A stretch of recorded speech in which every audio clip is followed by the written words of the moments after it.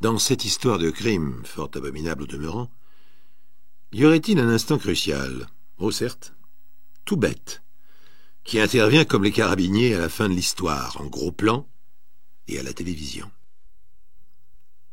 La dame en t-shirt et cardigan de laine qui apparaît dans le box des assises d'un tribunal de province a 45 ans, une drôle de queue de cheval nattée au sommet d'un crâne rond, un nez en trompette, des joues rondes elle-même, l'air d'une mère de famille banale, ni jolie, pas laide pour autant, juste un personnage que l'on ne s'attend pas à trouver un jour de mars 1993 accusé d'avoir longuement, minutieusement prémédité et télécommandé un assassinat.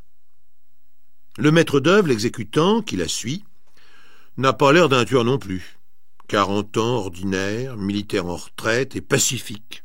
Petit en bon point, pas le genre corps d'élite, mais, comme le disent ses supérieurs, un petit gradé dévoué. Des gens sans importance, sans relief particulier, avec comme tout le monde un passé. Nous les appellerons Marie et Sylvain. Voyons d'abord les personnages. Marie a travaillé en usine, s'est mariée, a divorcé, en accusant son ex-époux de l'avoir contrainte à des rapports homosexuels et échangistes. Le mariage a duré 6 ans. Munie d'un petit capital de divorce, elle a pris la direction d'un restaurant de routiers. Faillite de l'affaire, mais il est certains routiers qui n'ont pas de chance. Patrick, par exemple. Chauffeur routier sympa, il a fait étape dans le restaurant de Marie, est devenu son amant, puis, dès la faillite, son concubin reconnu. Reconnu mais peu présent. Le métier de routier est ainsi fait que les semaines au loin sont longues. Et durant ce temps, Marie cherche un amant. En trouve un, cherche du travail, et en trouve un. La voici serveuse de nuit dans divers établissements où la prostitution se pratique à l'occasion avec des militaires de rencontre. Le dernier amant au moment des faits est donc un militaire. Et Marie ne fréquente quasiment plus le lit de son routier sympa lorsqu'il est de repos. Il a même la garde des enfants de Marie. Marie aime la fréquentation des hommes, mais les range dans des tiroirs bien définis. Dans un tiroir, il y a le routier concubin, Patrick. Dans un autre tiroir, il y a l'amant régulier du moment. Dans un autre tiroir encore, il y a les hommes de rencontre. Et dans un autre tiroir toujours, il y a le copain de l'amant, Sylvain. Celui avec lequel on ne couche pas. Le confident. Celui qui écoute, comprend, connaît la vie et qui est bien malheureux lui-même. Sylvain. Marie l'a choisi comme pion, comme agent d'exécution d'un plan d'assassinat, et comme l'homme semble brave et droit, il faut l'intoxiquer savamment. Ce militaire de carrière, qualifié par ses supérieurs de petit gradé dévoué, est veuf avec un petit garçon à élever. Le père et son enfant ne tardent pas à tomber dans l'amitié trop dévouée de Marie. Marie prend le papa et l'enfant sous sa protection. À 40 ans, un homme veuf est une proie facile pour Marie, qui lui propose régulièrement de garder le petit, de lui faire la soupe, le ménage, de redonner un peu de vie familiale à ce foyer déserté. Mais elle ne fera pas de Sylvain son amant. Il s'agit de ne pas mélanger les affaires et les sentiments. C'est un ami, un ardent défenseur qu'il lui faut, et la différence d'âge entre eux va lui servir. Elle, 45 ans, femme exploitée, lui, 40 ans, chevalier Bayard. Marie a donc son pion. Quel est son but ? Faire assassiner son concubin routier par le chevalier Bayard. Pour cela, il faut donner de bonnes raisons à Sylvain. Par exemple, au fil des confidences, se plaindre que cet homme brutal a des attouchements libidineux envers la petite fille de Marie qui n'a que 12 ans, que c'est un être odieux, qu'elle ne peut plus supporter, qu'il la traite comme une moins que rien, et ses enfants comme des domestiques. Intox. Régulièrement, durant plus d'1 mois, en tout cas semble-t-il, l'intox fonctionne. Et voici qu'un jour Marie annonce qu'elle ne peut plus supporter cette vie et que Sylvain, le bon copain, doit l'aider à supprimer son concubin. Le concubin, ayant une assurance vie, 2 même, s'il décède par accident, Marie bénéficiera d'une prime de consolation de quelque 900 000 francs. C'est elle qui a modifié le contrat d'assurance vie. Elle qui a signé une revalorisation en imitant la signature de son concubin. Elle l'a signé il y a 1 an, délai nécessaire avant que la victime puisse avoir un accident et que la bénéficiaire puisse toucher la prime. Marie n'attendra pas plus longtemps. Ce jour fatal est un vendredi, 12 mai 1988. Elle a convaincu Sylvain, et le soir, en lui ramenant son petit garçon qu'elle a gardé dans la journée, elle lui dit abruptement « C'est pour ce soir ». Il prétend devant les assises qu'il ne voulait pas, mais elle était trop malheureuse. Je ne pouvais pas lui résister. J'ai accepté en me disant que je ne ferais le travail qu'à moitié.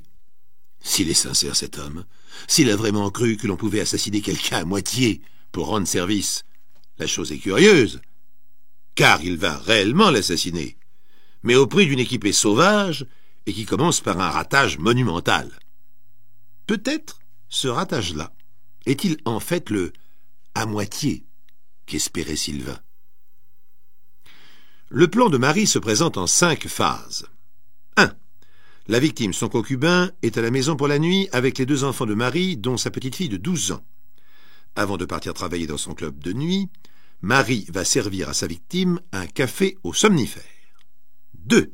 Elle le laisse seul et va travailler pour se constituer un alibi, mais en laissant la porte ouverte. 3. Sylvain entre, assomme Patrick endormi dans son fauteuil devant la télé et le transporte dans sa voiture. 4. Il installe Patrick sur le siège passager, prend le volant du véhicule et va jeter le tout du haut d'une falaise pour que l'on croie à un accident. 5. Marie récupère Sylvain sur la route, le ramène chez lui et ni vu ni connu. Accident égale prime. Ils ne sont pas amants, aucun lien ne sera fait entre eux et il n'y a aucun danger, absolument aucun, puisque même la petite fille de Marie, 12 ans, est au courant de l'opération et assurera alibi et surveillance. Oui, Marie a fait cela. Elle a mis sa propre fille dans le scénario. A-t-elle dit « Ma chérie, Sylvain, mon copain, va venir assommer Patrick, préviens-moi quand ce sera fait. Je t'achèterai une poupée avec la prime d'assurance. » Un soir de mai 88, donc, Sylvain pénètre dans l'appartement où effectivement Patrick, 31 ans, somnole devant la télévision. Il est armé d'un souvenir africain, un pilon en bois solide. Il frappe l'homme endormi sur le divan, mais rate son coup. Patrick se réveille, s'assied sur le lit, et pris de panique, Sylvain s'enfuit en courant. Si la chose s'était arrêtée là, Patrick le routier serait toujours en vie, avec une affreuse bosse sur la tête. Mais il va réveiller la petite fille, le crâne plein de sang et demi-assommé, pour demander du secours. L'enfant décroche le téléphone, appelle sa maman dans le bar où elle travaille pour l'informer du désastre. Marie quitte son travail, retourne à l'appartement et, sous prétexte de soigner son concubin qui n'y comprend toujours rien, lui administre un nouveau somnifère. Parallèlement, elle relance son complice au téléphone. Il faut qu'il vienne l'aider. Pourquoi faire? Pour le conduire à l'hôpital.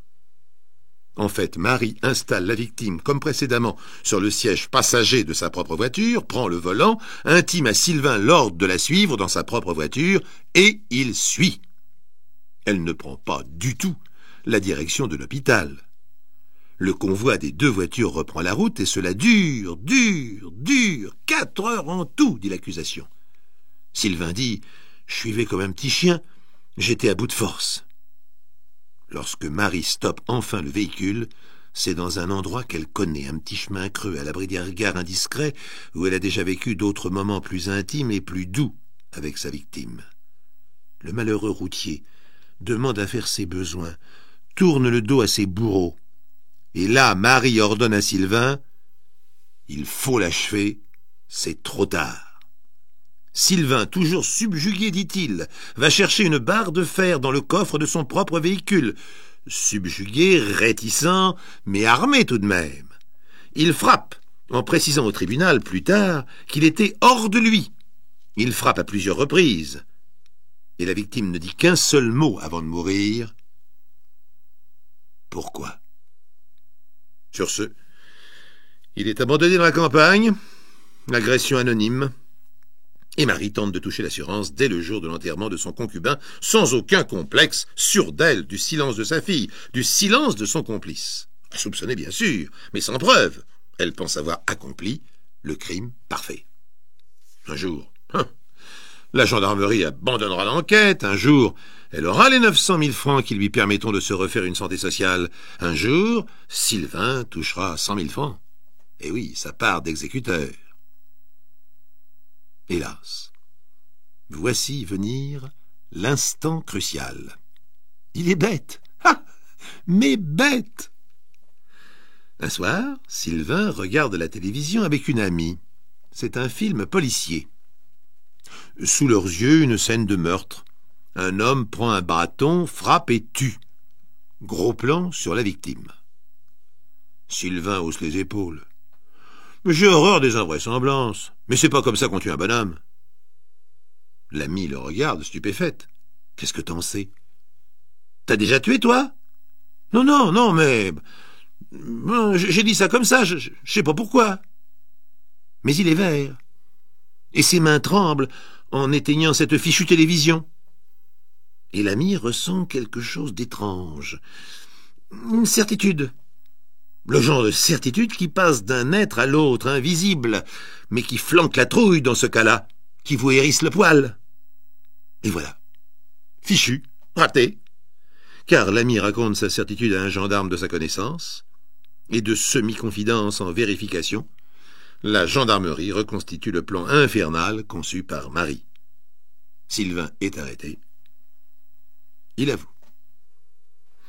20 ans pour Marie, 15 ans pour Sylvain, pour n'être que le bras du crime, et non le cerveau.